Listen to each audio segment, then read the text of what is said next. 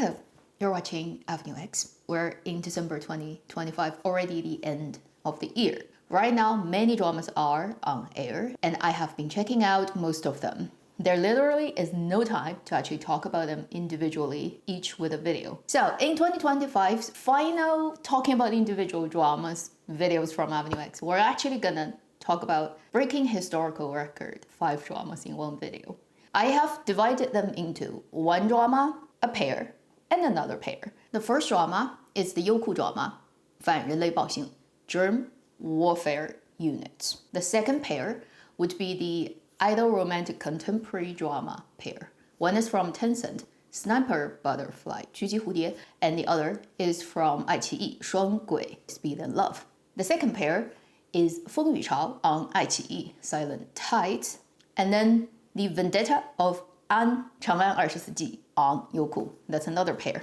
And I have great reasons to pairing them like that. So let's get through first the first individual one. This is the drama among the 5 dramas I'm going to mention today that I would highly recommend you check out. Probably the only drama I think that is actually really meaning something. And if you stretch that out long, probably the most unique drama I have seen from Chinese dramaland ever since I started this channel. I've already talked about in my weekly video, this is a drama set in the 1940s, northeast China, around the Harbin region, and it's focused on the story of Unit 731, the infamous Japanese Imperial Army unit, among many other units that existed during the war, that is designed to study biowarfare with chemicals, with bacteria, viruses, and using humans as live experiments materials. And this thing is known to every Chinese person because we get educated since we were little. But if you're not very familiar with the Asian Pacific part of the Second World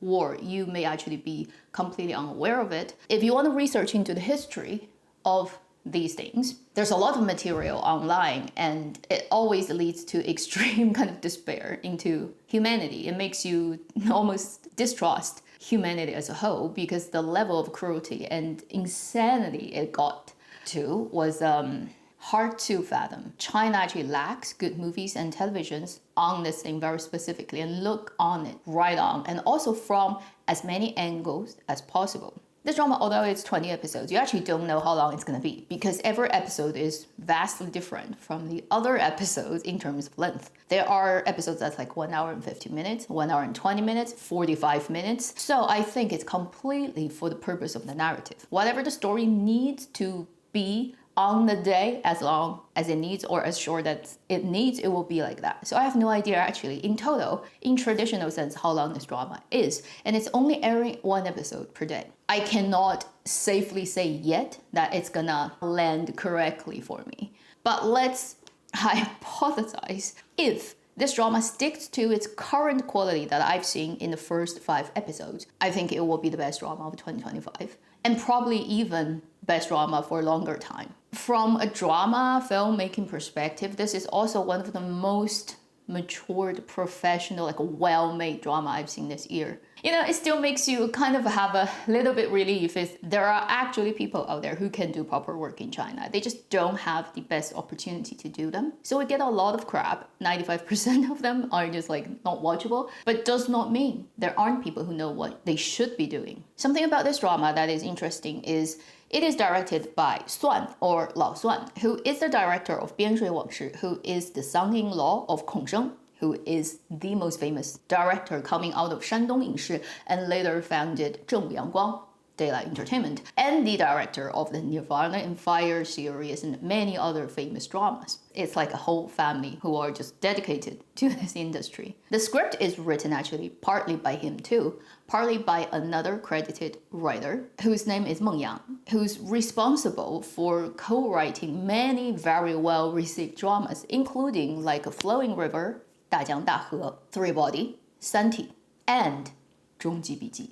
Ultimate note. Hearing that, it kind of is very reasonable that you end up with currently the quality of the story. As for the leading actors, if you're interested, so far we've seen the main actors being Lan Xiya, Jiang Qilin, Yin Zheng, and quite a few other actors who are not that famous And it's really interesting for the casting of this drama. Later, you'll see Jiang Qiming and many other people because they will be on the 1990s timeline. And there will be many more very famous actors who just show up as guest stars because this drama is, in every sense, an ensemble drama. And probably one of those most ensemble drama I've seen, which is you get introduced to one character first. You see a part of their story, and then the perspective shifts to a different character. First, you don't make any connection between them because they're not related at all. You look at the second person story. At some point, you see the first person that you've just watched enters the timeline, and you realize, oh, that scene from episode 1 when this character is doing something in the background, that person shows up. Now we're looking at the background person's story. So you look at the second person's story, and then you switch to a third person,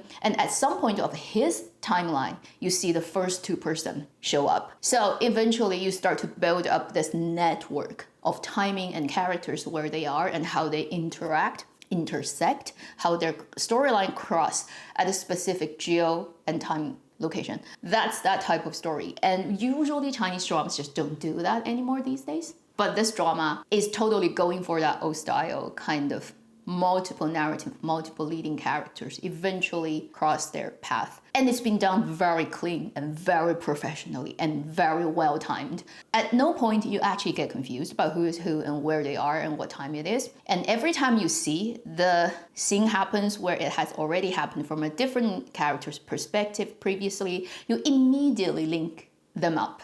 There's no difficulty of you getting the picture. So it's been really well designed. And all the actors I've seen so far, including, forgotten to mention somehow, Zhang Yu, he actually starts very early on in the story, a very good actor too. They all provide really, really A-card performance. And there's one thing that's very impressive so far is many of the actors you see so far are actually Chinese, but they play not Chinese characters, sometimes Korean, sometimes Japanese, or a Japanese person you think they're Japanese, but later you'll find out they're actually half Chinese. They really try their best to speak the most authentic kind of language that their characters should be, and there must be so much work they've put into it. Now, given, for example, actors like in Germ, he's already played this type of roles in his previous portfolio. Also, he's a very, very experienced anime lover. So he is extremely familiar with Japanese culture and language, and he can speak a very good Japanese.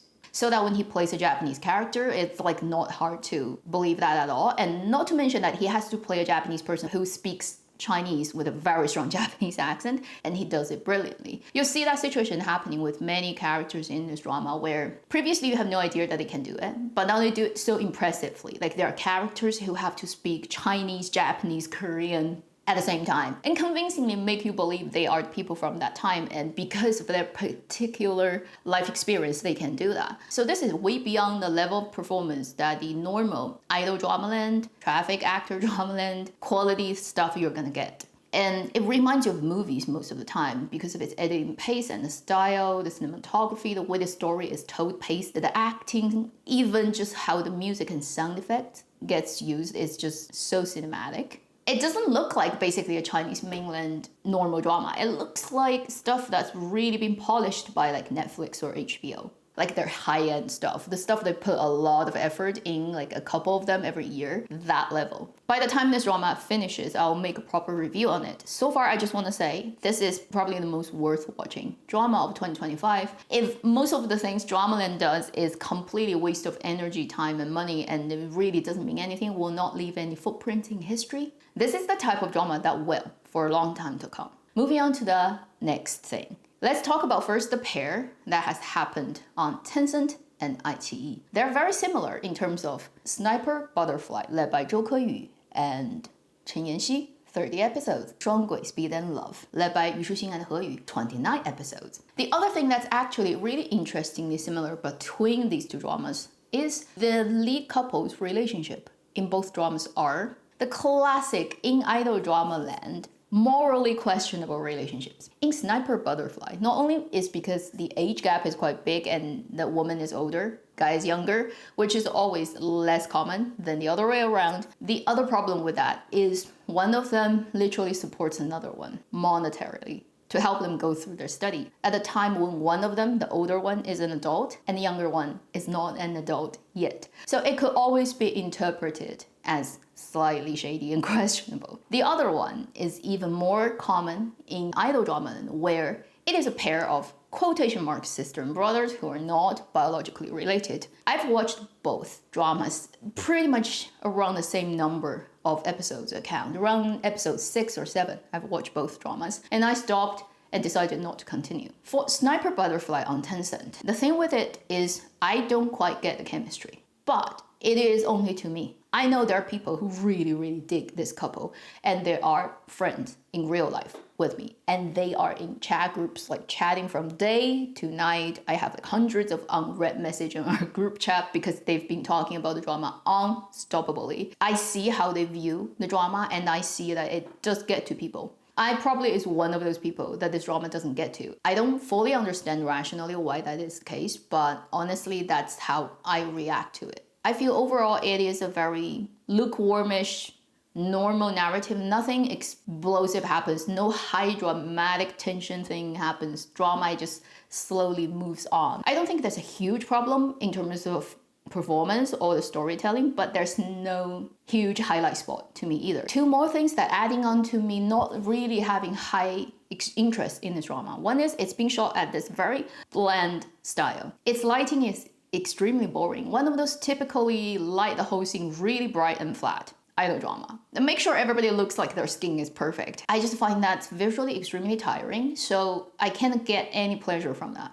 Another point I think really affected me getting the character is Chen Yanxin being dubbed. And the dubbed voice, I feel like is not very interested in playing the character. I feel that voice is 90% of the time just getting through the lines. There's little emotional engagement and trying to design the character with the voice. It's just getting the lines out, making sure it fits the mouth, it doesn't look too weird, it's done. And that heavily impacts my getting of their chemistry. I think these two reasons contribute to me not really getting the drama and not interested in it. But I totally see it gets to other people because two of my friends are still crazy about it every day. The next one, 双轨 on 爱奇艺 Speed and Love with Yu Shixing and He Yu. This is the story of a pair of brother and sisters, but they're not. At the beginning of the story, she travels abroad trying to find the guy who she has not been in contact for years because of the family intentionally breaking them up, and then finding he's in the situation where it doesn't seem ideal. It seems he's doing shady things, but obviously it's not, and then Speed and Love. I find it even more boring than Sniper Butterfly. No characters that has shown up so far is in any way as a character interesting. I have no intention to find out more about what happens to them, what has happened between them. I don't care about them. I feel it's full fandom service for Yu Shixing most of the time, right? The male lead kind of is irrelevant because he doesn't have that huge fandom anyway. And if you know what happened during the shooting of this drama, there was a lot of drama beyond the drama itself, and Yu Shixing's fandom wasn't very happy about it most of the time during the shoot and stuff. And when I watch the drama, I also feel it really might as well just does not exist. One thing is this type of so-called fake brother and sister thing is way too archaic. It's not even tropey. It's like as archaic as something that should be buried in tombs and been discovered by archaeologists in future level old for dramaland. We're not in late 90s and early 2000s of South Korean dramaland, like those dramas, like anybody old enough have watched them. They've played that thing, fake brother and sister, to the maximum possible of humankind. And also there are many soap dramas in the world that plays with this. It's been so exhausted. Given the current creative standard, whether it's on writing or the actors themselves, it's just stupid trying to do it now because you're never going to do it as well as the previous people have done in every department. And I watched 6 episodes and I feel like I completely wasted my life. The story is literally very boring and non-existent. Go and watch, you'll know. Also, I feel like often the story happens because they want, like, for a moment to have a slow motion shot. It's so specifically designed for making fandom happy. It's like a female lead shows up at a foreign land to meet the brother, and she runs into this lady who owns this apartment or whatever. I can't remember who she is. But anyway, like, it's the first time they met. And the woman would randomly just call her, "Oh, wow, you're so pretty and tall." First, she's not that tall. She's like taller than short Chinese girls. She's like 169. But I've got plenty of friends who are like 172, okay, 173. And even to them, I wouldn't like just, oh, you're so tall. Like that's not gonna be the first thing I say to a person. It's not like I haven't seen girls who are like 178 or 182. That's tall. Like if you are a girl, 1.82 meters, okay, I definitely call you, wow, you're so tall. But if you're at 169, that's not gonna be the first thing you're like, you're so pretty and tall. It's so intentionally dumb, it makes the fandom happy. They're designing that line so that they know when the drama airs to that second, the live comments, the rushes past the screen in Chinese visual platforms will go, oh, that's so adorable. Look at our baby actress is so adored by everyone in the drama. That's why it's done in that it has nothing to do with the plot or character, and it's plainly stupid line.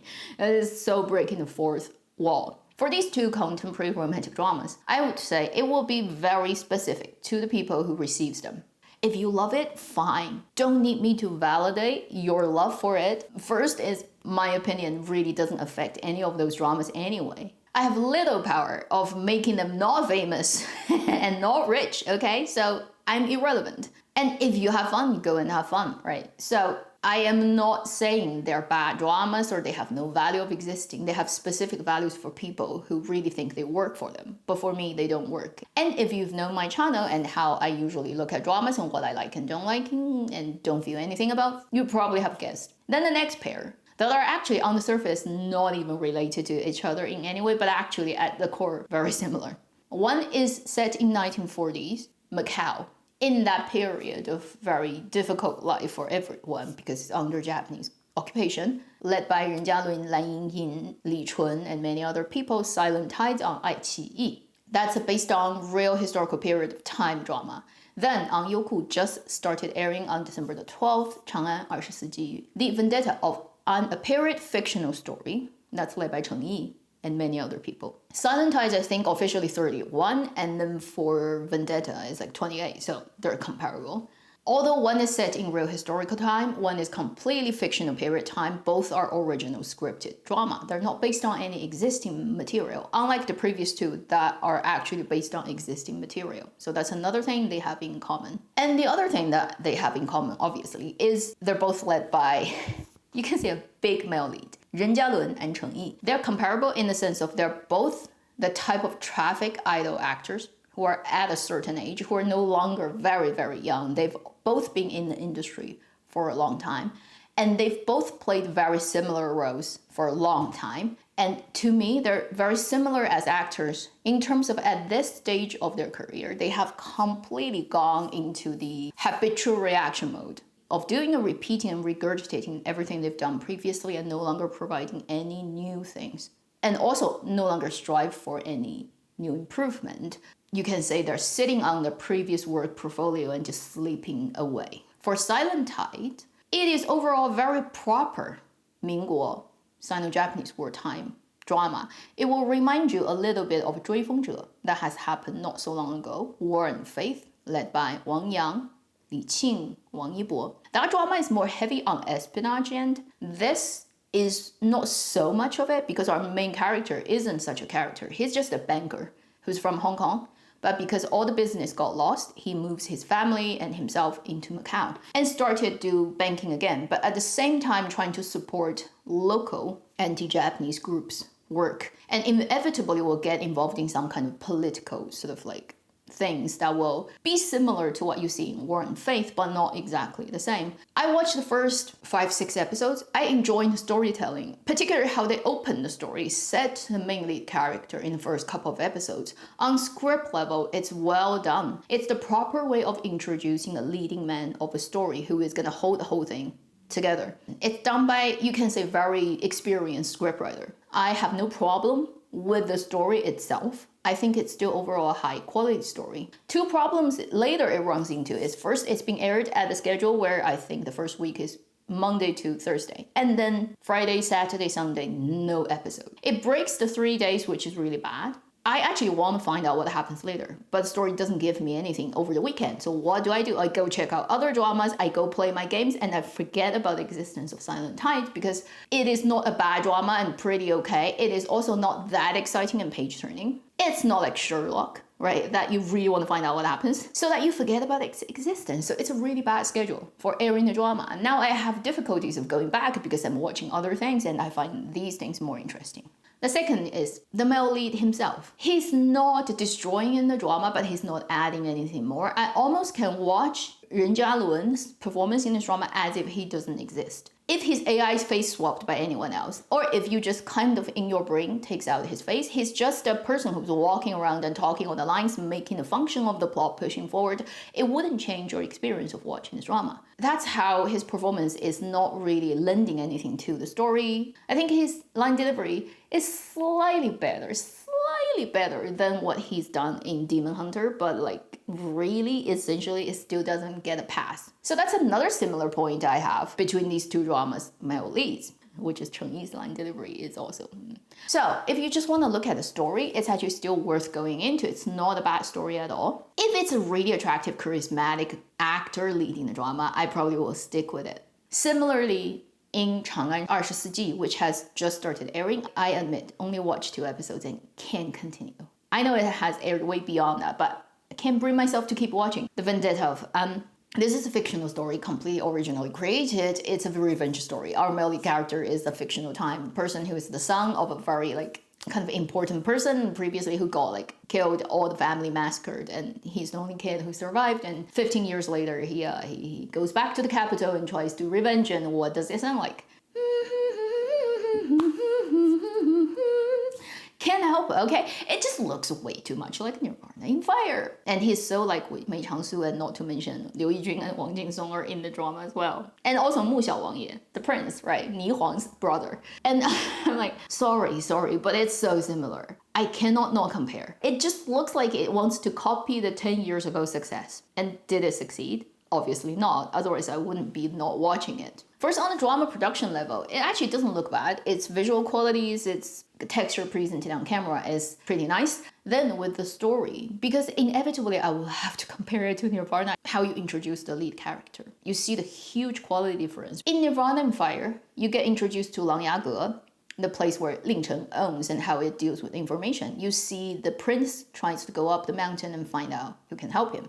You see a little bit of Mei Changsu, he wakes up from nightmare. And you see actually he's actively engaged in his huge plan that he's been doing for the last over a decade to go back to the capital to revenge. Everybody is actually already on the chessboard for his design. Therefore, he gets invited to the capital by the 2 aristocrat boys who knows nothing about what they're doing, but actually they're doing it because he wants it to happen. He fakes an identity and then he goes undercover, but also with the excuse of those aristocrats boys invite him to have a good time in capital, but secretly he wants that to happen. He can nudge them to do it because he wants to get into the capital and go straight into his enemy's home to start his attack. If it wasn't because he wanted it to happen, it would not happen. He takes full initiative, and it immediately sets up this character as he is for sure the active ingredient. He's the person who's the engine of the story. He's going to push everything, and that's what you want for this type of revenge story of a lead character. And if you look at Vendetta of An, Cheng Yi's character is pretty much Mei Changsu. The way he goes to the capital is completely not because he actively engages with it. It's almost like if it could be that he'd rather just not go. He's a passive character. And if you want a revenge story that's being led by a passive character, you've already failed. That's a wrong design. You should rewrite the script. And also, as soon as he actually goes to the capital, whatever, you'll see things just happen very conveniently for him. It's not like he is the master of design and it makes it happen and it's all within his chessboard plan. It's kind of because you're the male lead. You can do things that totally doesn't make sense. So story-wise, it's not interesting. Character-wise, I don't get it. I think it's a wrong way of writing that character. And then if you come down to Cheng Yi's acting, I don't know what to say about his acting. I think he's so self-absorbed. And then his line delivery. Please get someone to dub him. He really does have very strong 口胡 problem.